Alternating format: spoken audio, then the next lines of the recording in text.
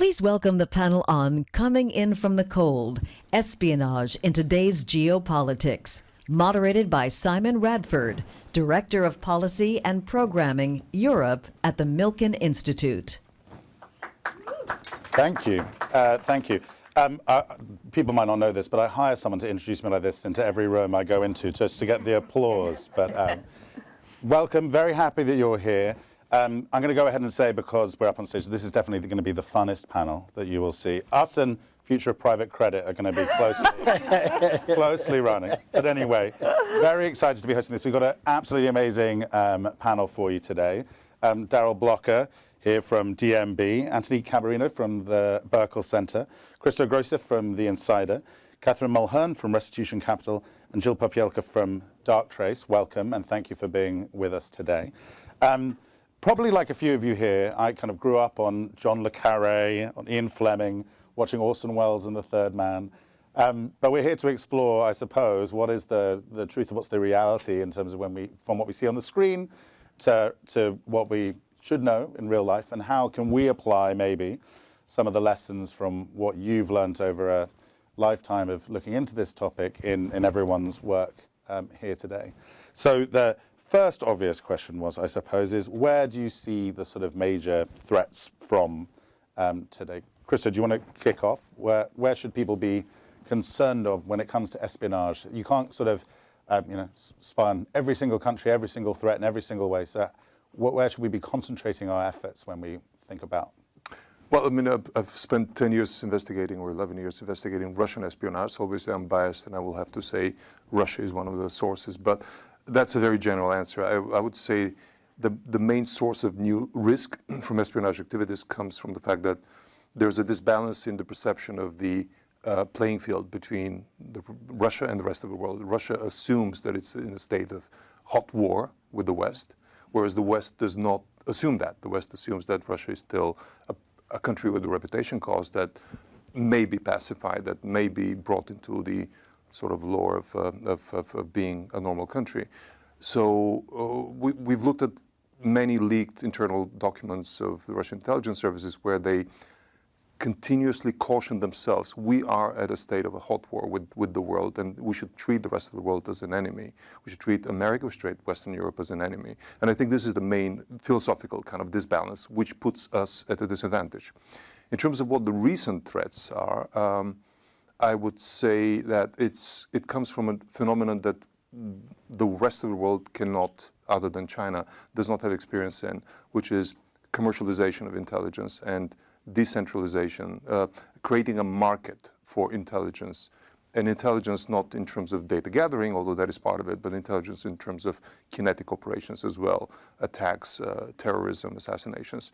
And in Russia, and to a much lesser degree in China, the state encourages that competition. And that competition comes not only within different arms of the state security apparatus, such as the FSB, GRU, SVR, but also from private players. And we are all familiar with the Wagner story of Prigozhin running a private military company, which is an arm of the state with some deniability. But the same thing has happened in the last 6 or 7 years in intelligence covert operations. And oligarchs are running their own intelligence agencies, competing for results, competing for favor with the Kremlin. And the way this works is they don't get a budget from the Kremlin. Some of them do, because some of them are running state-owned operations, state-run companies, such as Rostech, is the largest technology manufacturer in Russia. And that runs its own intelligence company, including snipers and assassins, right? But other oligarchs are running operations that may deliver different type of results, such as influence operations on governments, on the American government, for example, on European politicians. So this market structure is something we don't have in the West, and it puts us at a disadvantage. So I would stop at this because these are two more generic and general risk sources that I would like to identify. No, that's fascinating. And there's everything from state-run to privatized to semi-privatized, right the way across that. And in terms of the targets of that, there's obviously not just government-to-government threats. There's also, companies here are, can have to reckon with that threat from all those range of actors. Darrell, do you think, if you're a CEO sitting here today or watching, How should you think about this in terms of the threat to your organization? I think most of the corporate sector, as Christo was saying, is the United States didn't really think that they're still in a war, whereas Russia always did. I would say that the U.S. intelligence community writ large might be different from that perspective. I joined the intelligence community in the late 80s when the Cold War was just ending, and then of course the global war on terror was the next phase. But we never took our eyes off of Russia. We never took our eyes off of China. Corporate America is still operating under an old paradigm, and if you are in a C-suite position, CTO, CFO, COO, CEO, whatever it is, you are absolutely a target. And that's what I spent the last 6 years after I retired trying to convince people who are just operating from the premise that they're not a target, they are a target, to not only state actors but non-state actors. And the state actors that have been surprising to me are the North Koreans are really, really good at what they're doing with almost no money, no budget, and not a lot of guidance and background. So if North Korea, this isolationist state, can infiltrate U.S. markets and pretend to be workers within your companies, then you know what the Russians, the Chinese, and the Iranians are exceptionally good at it as well. So you are a target, and you should consider yourself a target, because if you don't, people like me and people who did the job that I do will pick your pocket. They will pick your family's pocket, and they will pick everyone that's in touch with you's pocket. So it doesn't have to be you as the bullseye. They're just as easily get to you through your vendors or through disgruntled employees. People who are happy don't spy. If you have people in your company that have access to your codes, have access to all your inside secrets, they are just as much a threat as China, Russia, North Korea, and Iran. That's great. I mean, occasionally I get an email, ostensibly from Mike Milken, asking me to buy him a £10 Amazon card, which I report to IT. I'm pretty sure he can buy his own. But Jill, you know some of the statistics around this, about what Darrell's saying. What's the scale of that sort of threat to the corporate world when it comes to cyber security? It is pretty incredible, the scale. We're always looking at the threat landscape, right? And so it's so interesting to hear the real physical stories of where just outside of the IT infrastructure the threats are happening. But when we see cyber threats, cyber activity, the vast majority of those actually start with a phishing email. It starts in email. And so over the past month, I did a quick check before I left the office, and 550 emails had come into my inbox just in the last month. Over the course of the last month, we saw 300,000 VIP phishing emails. And the interesting thing is the velocity and the sophistication of these emails are incredible, because cyber attackers are using AI.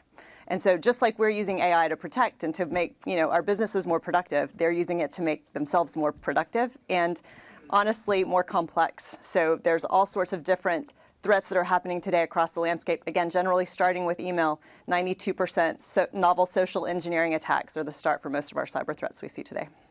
And maybe, I don't know whether it's a question you might know the answer to, but when we're due diligencing companies you might want to buy, when IP is such a larger part of company valuations these days, how should you maybe have on your due diligence checklist? What sort of what does best practice look like if you're thinking about is this a company who takes this seriously? Well, I would say in very simple form. I mean, we could spend an hour on that, and I'd rather spend an hour listening to Christo's stories.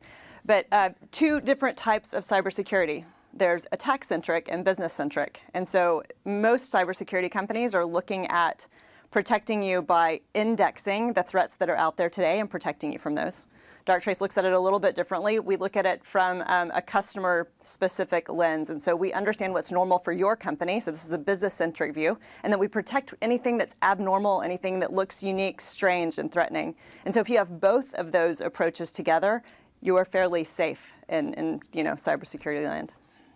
Tony, maybe I'll ask you this question. We've been hearing a lot about DOGE, slimming down government, et cetera, yet it seems like the threat landscape, if you think about everything from pandemics and lab leaks to cybersecurity to nuclear proliferation, seems wider than ever. How do you think government think about allocating resources when it comes to all the different threats that might be out there? How should we, and also what should be our level as citizens in terms of both, I guess, oversight and making sure that they're doing that effectively? Yeah, I think the landscape has changed dramatically in the era of social media and the information age and the spread of the internet. I mean, before you had to physically protect assets, you had to surveil people, out in the real world. You had to check their activities. I worked primarily in counter-espionage or preventing people from ever becoming a target, identifying their vulnerabilities before other people would identify them so they could be exploited. And the propulsion of social media in our lives and how much of our lives is spent online, it just opened up this whole other field that now you have to protect, which is 30% probably of if you take your average soldier, your average civilian who has access to classified systems, and you look at how much time they spend online and how much time they spend on social media or other things, then you realize you have to take all the resources you had in the physical world and take that same percentage and dedicate it to that activity, but maybe even more because they're so much easier to access and they can be accessed multiple times in multiple ways. And it's much easier to identify, and Darrell, you would back me up on this, it's much easier to identify those motivations, those disgruntled people, because they're putting it out there online. You don't have to go search for it. They're presenting it to you. And so I think it makes the recruitment effort infinitely easier for adversaries to find and identify those weak points in those people, and or if you start talking about disinformation, create those motivations, and that's a big difference nowadays. That's how the landscape has really changed. Fantastic. I should remind everyone there's a QR code above my head. Very rich conversation, but would love to start to try and integrate some of your own questions. So do feel free to ask some questions via the QR code, which will come up on my iPad here. Krista, maybe I should ask you a similar question to the one I just asked. You covered the Salisbury poisonings in the UK committed by Russia against some of their diaspora. How can we tell whether our own democratic states are doing a good job or a bad job? What should be the role of democratic oversight? There was a great article a few years ago in the New Yorker about Dianne Feinstein and the CIA, and what should be the level of what's heard behind closed doors? What should be open to everyone? What's your role about that? We've talked about the sort of privatization and non-privatization on the other side. What about democratic oversight on this side? It's funny, this reminds me, a couple of years ago I was at a think tank session in London, and one of the speakers was the former head of MI6, and I asked a question. At that time I was the CEO of Bellingcat, the open source investigation platform, and I, as one member of the audience, asked the question of him, what can we do, because he was talking about China, how China is privatizing intelligence. And I said, what can the rest of the world, in the Western world, do to counter that? Is there anything we can do? And he, without knowing who I was, turned to me and said, the closest to that we have is an outfit called Bellingcat. And it was hilarious because it was almost like a setup, but it wasn't. And that's the problem. We can't really do much other than have private initiative or private companies try to investigate for whatever reason, for whatever motive they have, financial or otherwise, but then make public. Because part of the problem is that, and this is changing slowly, that intelligence agencies are often doing a proper job in terms of data gathering and collection of trends and data on enemy states, but then sitting on that and just perpetuating their role as the holder of the choke point of intelligence information, without sharing that necessarily with law enforcement, who have some capabilities and mandate to actually prevent. And the case that you referred to, the Salisbury poisonings, the assassins, the would-be assassins, actually they did kill a random stranger in the process because they left their bottle of Novichok unaccounted for and undestroyed. They had been traveling to the UK for about 7 years under fake identities, and they had been using sequential passports for those fake identities. And somebody in the British apparatus, counterintelligence apparatus, had not spotted that for 7 years.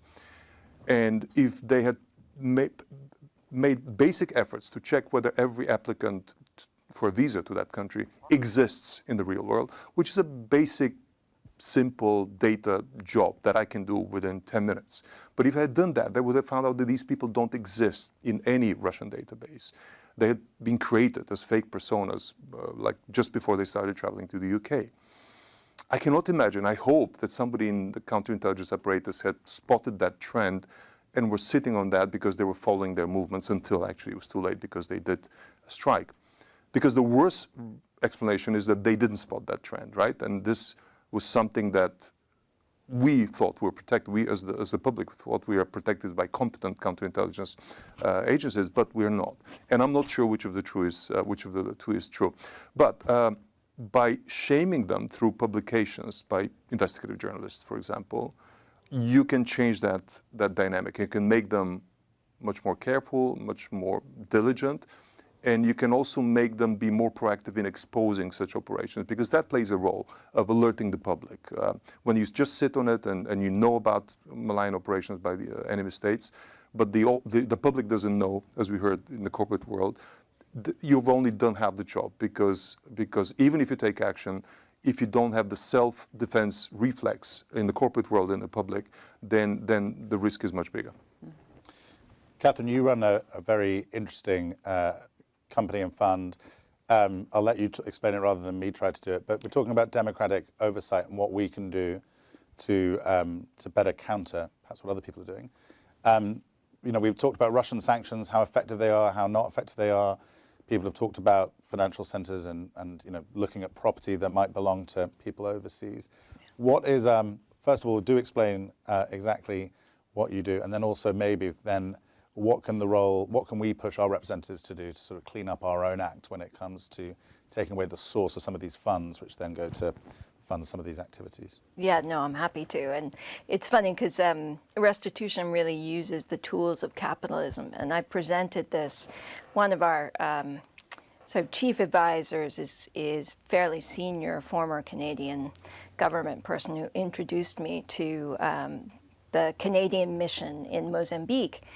And it was basically during a holiday. It was the Mozambican national holiday. So there was one person in the room, and he was just watching the Canadian mission as everybody else was off. And I explained to him what we were doing, and we had this mic drop moment where he went around a table, picked up an old-fashioned phone, and said, "Alyssa, you have to get in here." And then 5 people from the Canadian mission came in, and I explained this. And so apologies, I'll give a little bit of an explanation as to what we do and also where we come from. Because in many ways, what we provide and what the panelists have been describing is the shield element. So how do you protect yourself? What we are is more of the sword element of how do we actually become proactive in terms of getting money back. And money, I think, and I think the panelists would agree with this, is very important part of the equation, right? So if you've got a terrorist organization, serious and organized crime, if you have people traffickers, if you have wildlife traffickers, they are using money, illicit money, to do the work that they're doing. And that illicit money flows through the system in parallel with you know, the clearer money, the commercial money. So how do we actually look for that, and how do we get it back? So restitution essentially is an asset manager. We use litigation funding and private equity models to work with newly democratic and post-conflict governments to develop claims. So these could be fraud claims, breach of contract claims, they could be claims for corruption. And essentially we go after the assets that have been stolen from these countries and return them to the countries in a way that's transparent and accountable. So we'll work with them to set up a sovereign wealth fund, an education fund, to help human rights organizations and civil society. We work very closely with civil society and whistleblowers as well. Often our sort of whistleblowers, the first people who come to us with these claims are civil society. So we're probably one of the few asset managers that are often contacted by archbishops or religious people who say, look, we've got an issue here, we need some help. And what effectively we do is we work with these governments end to end to bring back the money. And the scale of that is enormous. So Bangladesh recently announced that they believe they've lost 100 billion billion in terms of kleptocracy and corruption. Angola came up with a similar number. So I think they said between 100 and 150 billion. So that sort of money can not only destabilize a country, but also destabilize the financial system as well. What we do is work with those countries to identify and develop ways to start bringing that money back in a way that's transparent, accountable, and organized through litigation, settlement, policy discussions, sort of government-to-government discussions as well. And so what we found when we've been doing this work is essentially we're seeing what I would call gray money, which is this fraud, tax evasion, other types of money. But side by side with that is very dark money, which is essentially money for serious and organized crime, terrorism, also for movement of people and movement of animals. All of this is connected, and the gray money starts to move into the dark money very, very quickly. So one of the things that we really work with these governments to do is not only bring this money back to pay for schools and roads, to set up wealth funds and make sure that that wealth is returned to the people, but we also look at ways to stabilize and clean up the financial system. Because as we know, if you come to somebody with a $100 billion claim and say you have to return this, hearts and minds do follow. So that's our work. I had to chase people around at parties.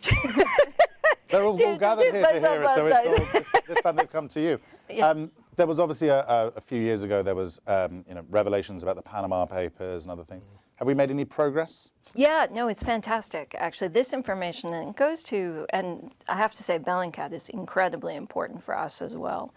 So information from whistleblowers, document dumps, all of that information is useful in terms of building cases. And we've actually been able to build cases for countries, very significant fraud cases, just based on that information.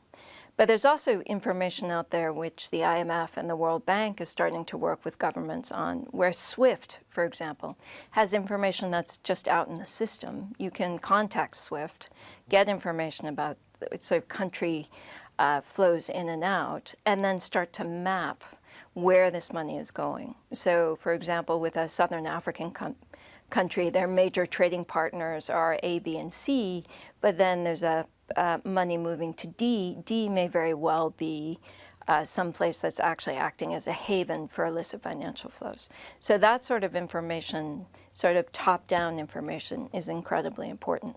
Although I have to say most of the information we get is from whistleblowers and witnesses.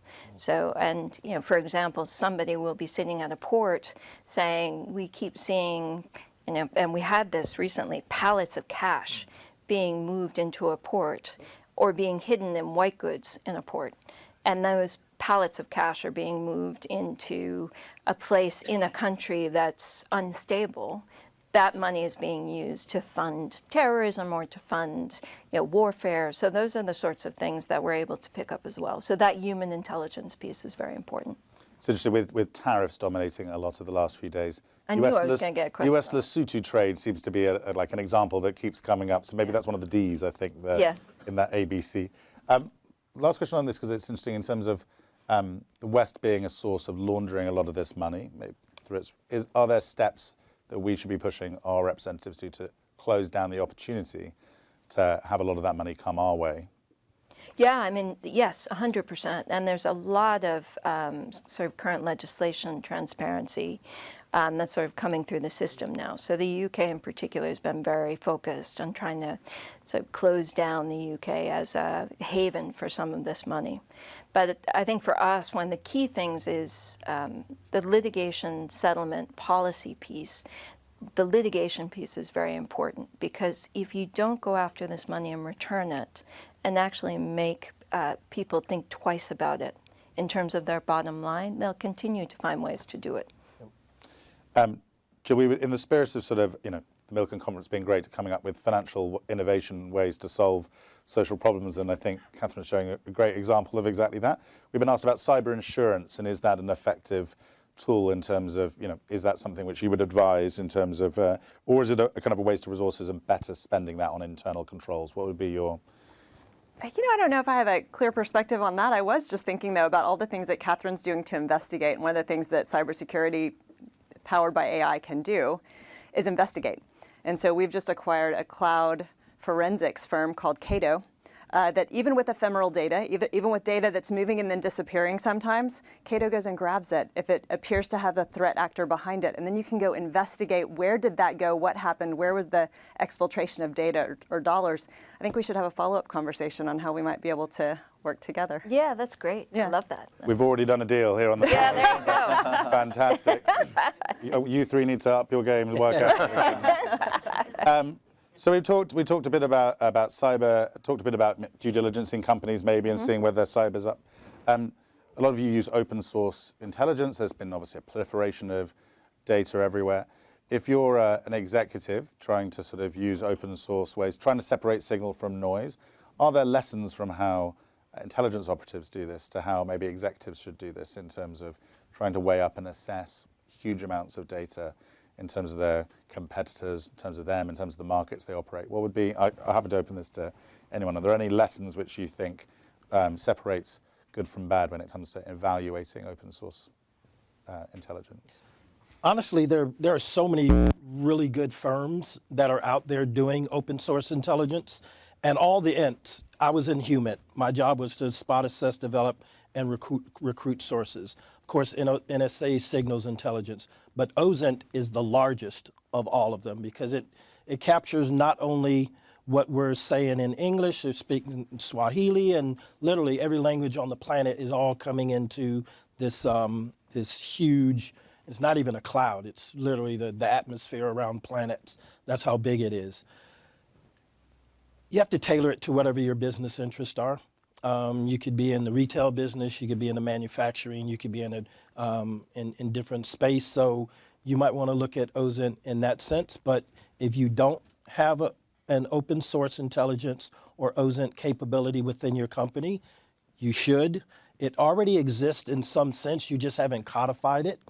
And you're going to be behind the curve, and you're going to be the middle of the bullseye if you don't have some semblance of what it is that's available out there. And the information, some you can sell it. I mean, you can go to different companies and buy what you're looking for, so you don't have to create your own, but you have to be able to tap into it. It's too important to overlook.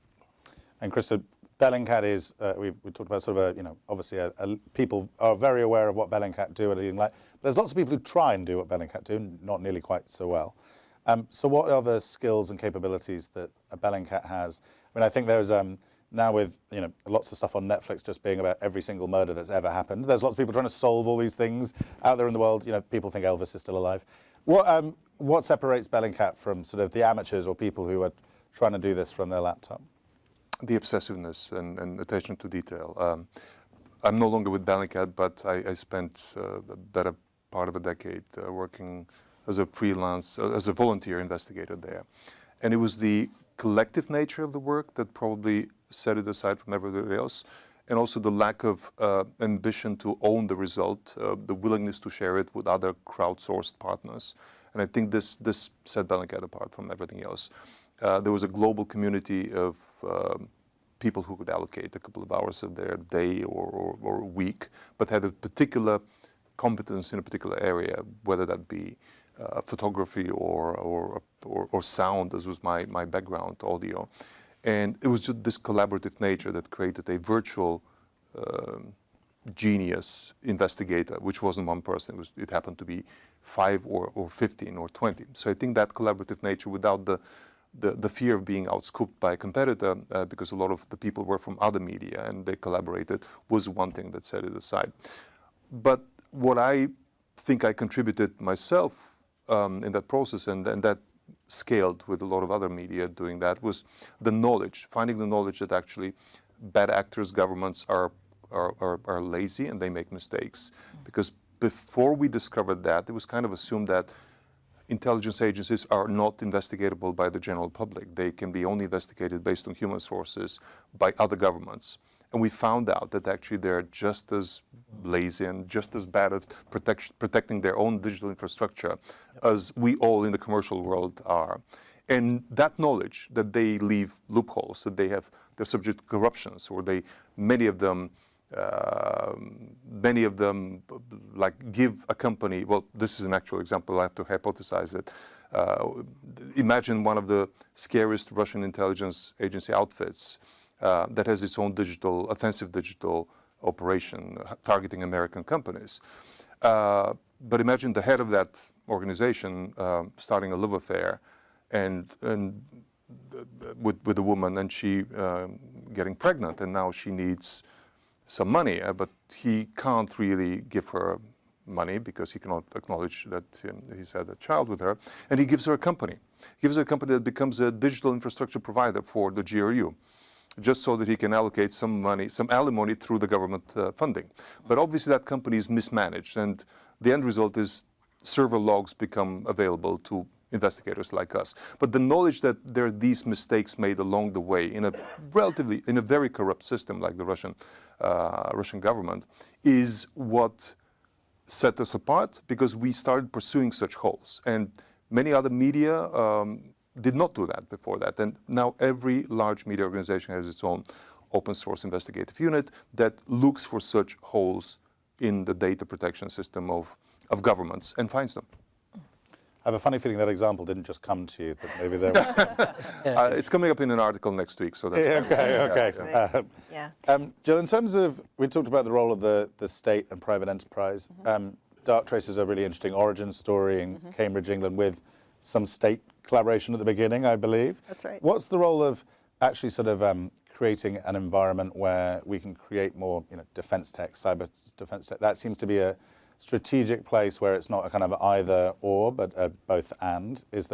Are there stuff which our governments can do to sort of foster innovation around this area? Because, in terms of separating signal from noise, obviously that's what you do. If we need more of that, then it seems like we should be sort of spurring innovation in this area. It is so important that we all work together, that it is an ecosystem effort here. And so Darktrace was founded in 2013 and founded by mathematicians and intelligence officials. And so they really work together to understand how do we come together to really protect companies, right, from what's going on externally.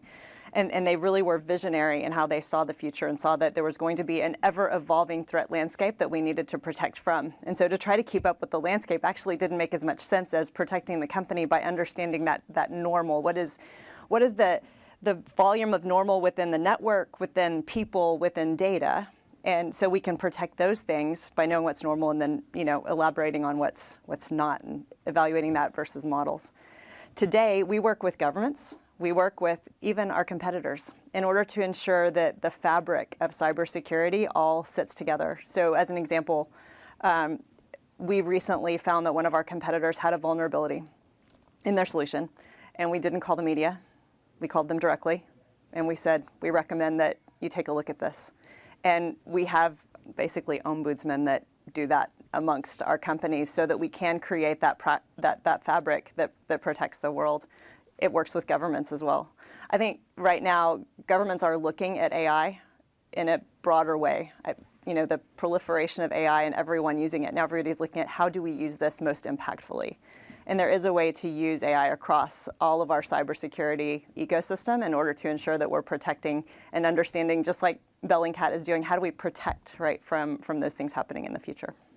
I think maybe this is the first time at a Milken conference, how many years has it been, 20, however many years, that you've advocated calling a competitor to tell them how to improve their product. So that's a first for the Milken It's countercultural, conference. but if you think about the importance of it, Yeah. it's important that we all have that kind of integrity so that we can, protect ourselves against the bad guys. Absolutely. And it's what the enemy's doing. It's what the nation states are doing because they control the companies, and it's expected. In fact, it's demanded that if they want that information, they'll give it.